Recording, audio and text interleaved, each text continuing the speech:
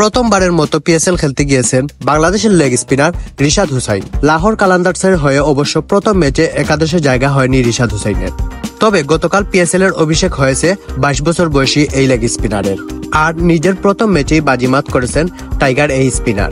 নিজের অভিষেক ম্যাচে 3 উইকেট নিয়েছেন তিনি, জিতিয়েছেন দলকেও। রোববার রাওয়ালপিন্ডিতে লাহোর কালান্দার্সের হয়ে কোয়েটা গ্ল্যাডিয়েটর্সের বিপক্ষে 4 ওভারে 31 রান দিয়ে 3 উইকেট নেন।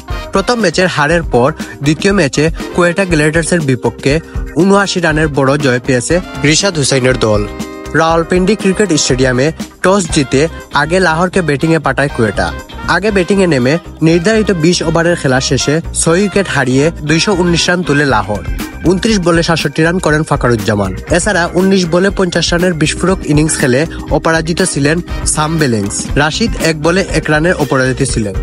এই বিশাল লক্ষ্য তারা করতে নেমে শুরুতে নিয়মিত বিরতিতে উইকেট হারাতে থাকে কোয়েটা। রিশাদের প্রথম শিকার রাইলি রুশো, শেষ দিকে মোহাম্মদ আমির এবং আবরারের উইকেট পান তিনি।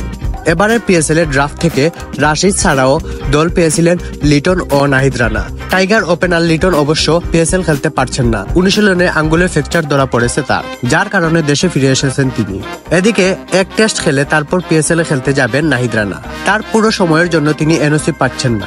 আসরের প্রথম 5 ম্যাচ মিস করতে পারেন পেশোয়ার জালমির হয়ে খেলা এই পেসার।